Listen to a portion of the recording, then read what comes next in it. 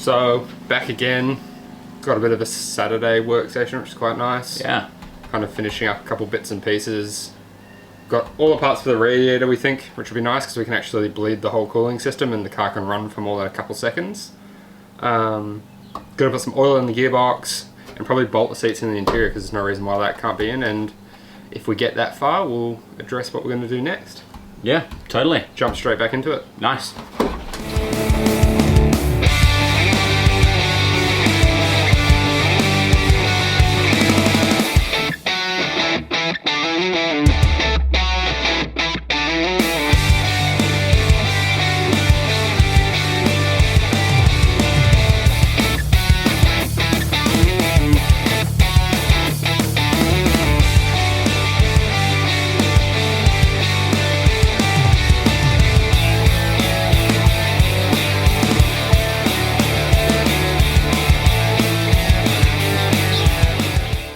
So I managed to get the right radiator this time, which is nice. So this, an E30 radiator normally would finish about here and just go across there. So this is an E36 Ti radiator. Also comes in a lot of the NZU E36s, but it has the expansion tank on the side of it rather than having the external one that would sit on the driver's side. So it works better for what we're doing. Just simplifies everything really. So we're gonna get this out and then we need to work out what feet go on the bottom. So with the E30s, there's lots of different feet you can have on the bottom of the radiator. And as we can see here in a box of random little bits, we've got some of the different types. So ones that will have spaces, some of the really big ones. Anyway, so we're gonna go through these and work out what holds the radiator really tightly at the bottom once we put the rubber feet on it. And then that way the radiator won't be able to move because it can't move at the bottom, which means it can't kick out, and it's being held down by the radiator support at the top. So we'll start going through that now and doing that. That's threaded in. It looks tight, feels tight. We'll just nip that up because that's going to be our temp switch for the fan. Yeah. I haven't actually done on this style before. I know just use like the factory ones. But this will be the easiest way for us to do this car because then you don't have to worry about when the fan's going to kick on. You just know that it's going to kick on at the right time. It doesn't need to be tight, it's just holding the O-ring in place. Yeah, nice. Cool. I've got the rubber feet on it. Rubber feet on it. And it drains in. It's a manual style, so you don't need to worry about that. Cool. The only difference between a manual and an auto one, in the case of this radiator, is if it was an automatic one, it'd have 2 ports here, and that's for the transcooler. But we opted to get a factory manual one because it doesn't have any of that, which just means more coolant capacity, which is always good. Nice. We'll figure out mounting it, eh? Yep. So that's the left one. We're fucking missing this one completely. How much, right? So we have to run this long. Yes, I reckon from memory. Oh, it's hitting there. Yeah. Yeah, so you're gonna have to have them all left. I reckon put that one on this side. Won't that step it this way? Yeah, that's fine. And then that one on that side. We're off by a mile. Oh, really?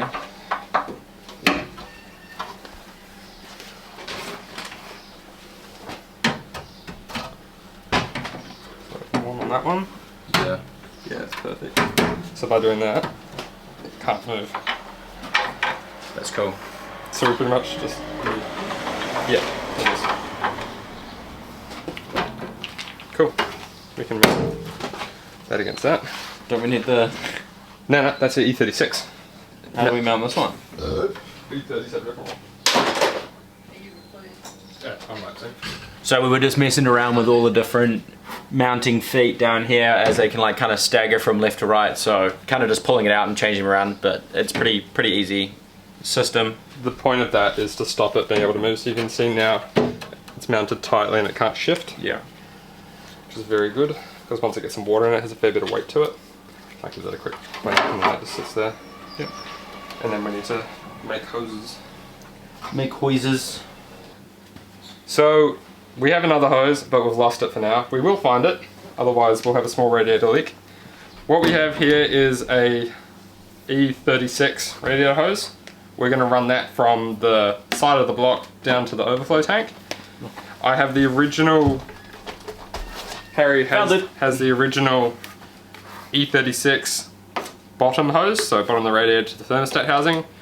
And for this radiator setup, even though I can find heaps of second-hand hoses I have lying around, I cannot find a new one. So we have a Ford Nissan Maverick Patrol diesel lower radiator hose, and we're going to cut that to shape to make it fit, because I can't find the one I need, and we'll make that work. So jump into that. Cool, so we just got all the hoses on.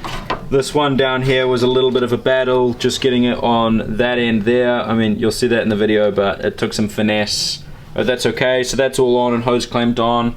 This one's on and hose clamped on, which worked out quite nicely. And I mean, this one down here wasn't a struggle at all. It kind of just went on the way it should do. So that's all done now, and we'll probably fill it up with coolant and bleed it.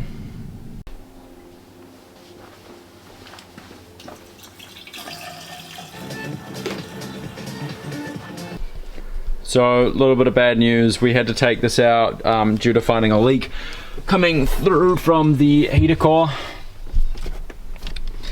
Yeah, so you can just see up in there where the two fittings are, which is the heater control unit, so that dictates when hot water is allowed to be, or coolant is allowed to flow into the heater core. So as the engine started to warm up and started to flow a bit of pressure through here, it is leaking from up at the joint up here, and also back there, and also there, which is pretty common. But we will need to probably pull the heater core out to fix it. A couple different ways we can do it. We might try do it a different way. We might try pull it out without doing that to begin with, and then if we have to pull the dash out, then we'll go from there. But considering we've already done all the wiring, it should be pretty easy, because everything should just unclip and we know where everything goes now. So we'll start having a look under that and go from there.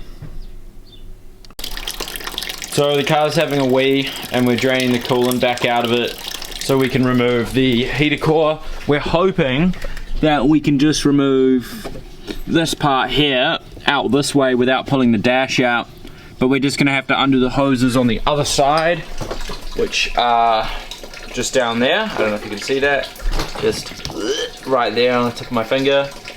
So we'll undo those hose clamps, pull the hoses off, and see if we can remove it out this way, because that's kind of the only part that's leaking from the heater core. Otherwise, we'll have to pull the dash out and then pull all this out, and we'll be going backwards a couple of steps. But, you know, that's why you do these things, and we kind of want to do it the right way.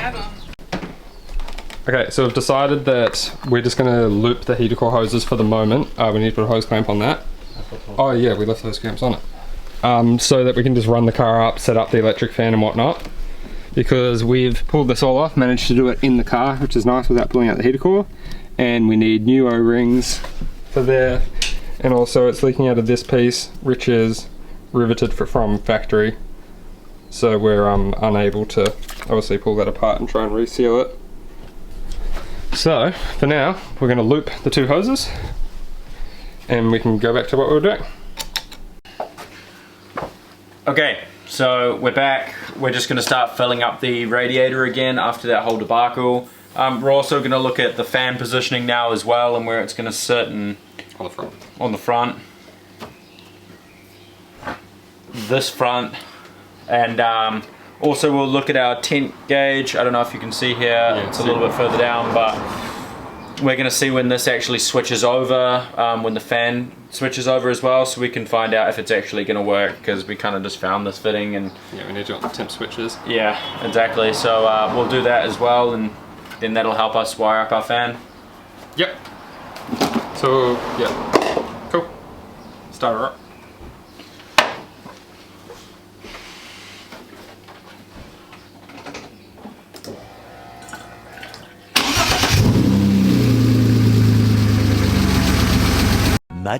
Much later.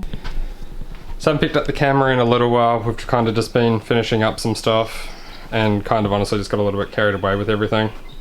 So a quick overview of what we did. We installed the fan and the relay kit, so running to the engine ground that sits under there, and then that obviously runs up to there where we've mounted the relay.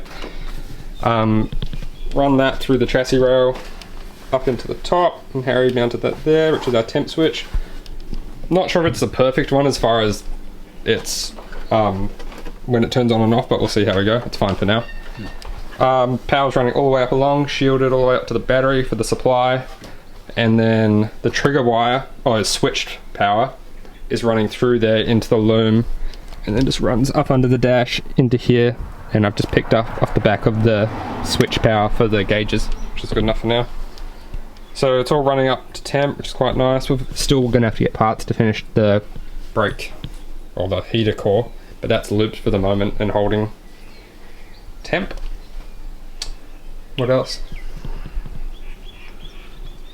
Not much. Learned some wiring today. I don't know as much about the wiring and electronics as Luke does, because he's done a lot of that for these sorts of cars, so it was quite fun kind of learning along the way about everything, and I'm pretty comfortable when it comes to like suspension and stuff like that, but I've never been very good at doing wiring or even soldering, so doing all this sort of stuff and all the interior and all that's been quite a good treat for me. I know it annoys the shit out of Luke. No, it's a good way to learn.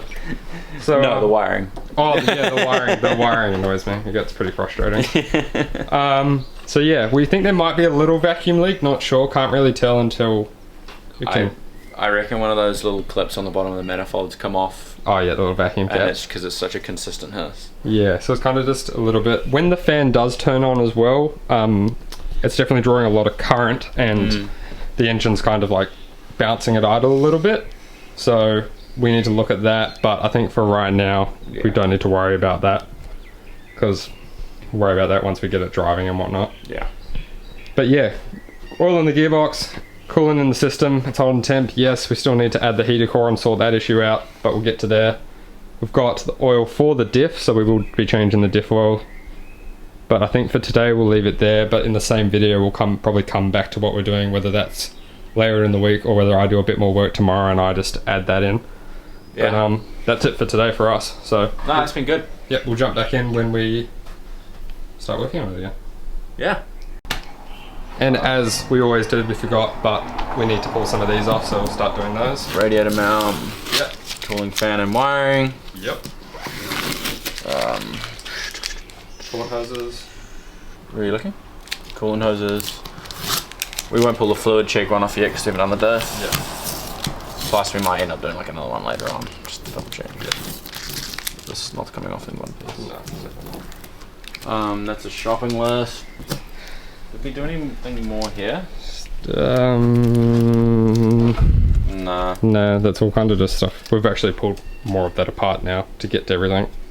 I feel like we're running out of like time more than running out of stuff to do at this point. Yeah. Like need to get it ready. Everything to do the antenna and like all that sort of jazz. So that's this interior bonnet. Oh yeah, you did the bonnet release cable latch. Yep. Pull that one off on that side. Interior trim staple gun. Yeah, I'm not sure what that was. Oh, I think it was for the door card. Yeah. Okay, nice. Cool.